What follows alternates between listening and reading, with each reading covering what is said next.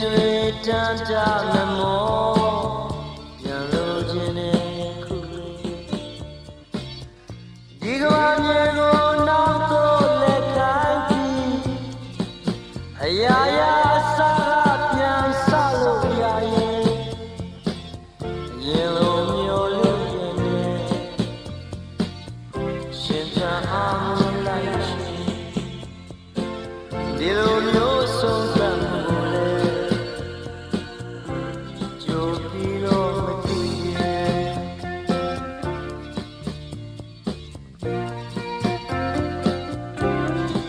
တစ်ချိန်ချိန်မှာ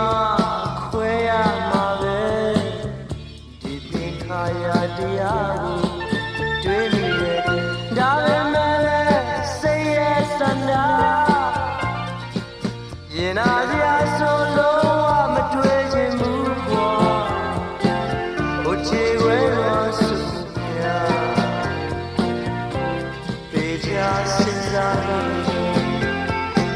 ဟိုစီနာတည့်ရဲ့တွေစိတ်ထဲရောက်ရှိလာ